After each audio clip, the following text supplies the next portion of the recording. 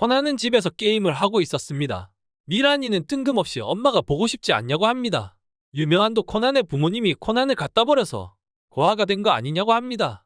코난은 아무렇지 않은 척 게임을 하지만 자신의 비밀이 들킬까봐 조마조마합니다. 유명한과 미란이는 브라운 박사님한테 코난의 부모님 관련해서 물어보려고 전화하려고 합니다.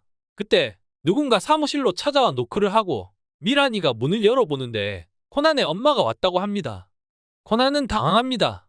애당초 코난이라는 이름도 구락가서 만든 건데 코난의 엄마는 있을 리가 없었기 때문입니다.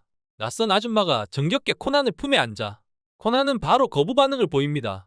아줌마는 그동안 자신이 코난을 갖다 버려서 삐져 있으므로 며칠 달래면 된다고 미란이한테 상황을 설명합니다. 아줌마는 미란이한테 명함을 건네주고 코난을 싣고 가버립니다. 유명한과 미란이는 코난이 인신매매 된 줄도 모르고 표정이 한결 가벼워 보이네요. 코난은 아줌마 누구냐고 묻습니다. 아줌마는 이미 코난이 남도일이라는 걸 알고 있었고 총을 꺼내서 코난 보고 얌전히 있으라고 합니다. 코난은 아줌마가 방심한 틈을 이용해 문을 열고 뛰쳐나갑니다. 무섭습니다. 빡친 아줌마는 보스에게 전화를 걸어 상황을 보고합니다. 아줌마는 코난이 브라운 박사를 찾아갈 것을 직감하고 코난은 또 다시 잡히게 됩니다. 코난은 묶인 채 어두컴컴한 주방에 갇혀 있었습니다. 코난은 아줌마와 검은 옷을 입고 탈까지 뒤집어 쓴 사람이 약물과 조직에 관한 이야기를 하는 걸 듣게 됩니다. 그리고 내일 호텔에서 거래 대상을 제거할 거라고 합니다. 코난은 조직에 데리고 가서 실험 도구로 쓸 거라고 합니다. 그들이 잠든 사이 코난은 몸을 숨겨 탈출에 성공합니다. 하지만 코난은 또다시 그들이 거래하는 호텔로 찾아가서 비밀을 알아내려고 합니다.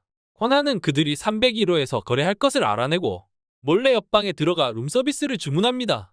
그리고 푸드트럭을 타고 방으로 들어가는데 성공하지만 결국 또 잡히게 됩니다. 탈을 쓴 남자가 코난을 향해 총을 쏘자 장난감이 발사됩니다. 알고 보니 코난의 아빠, 엄마 그리고 브라운 박사님이 코난을 놀린 거였습니다. 코난은 작아진 후 부모님에게 알려주지 않아서 부모님들은 브라운 박사님을 통해 사실을 알게 되었다고 합니다. 코난의 아빠 남건은 일본을 떠나서 다른 나라로 가자고 합니다. 자기 위에 어마무시한 백이 있는데 검은 조직에 대해 알아보게 할 거라고 합니다. 하지만 코난은 자기 일이니까 신경 꺼라고 합니다. 그리고 미란이를 떠올립니다. 사춘기입니다. 난거는 죽지만 않으면 된다고 하고 동의합니다. 코난은 다시 사무실에 맡겨지고 아저씨는 똥 씹은 표정을 하자 코난의 엄마는 1억 원의 위탁금을 줍니다.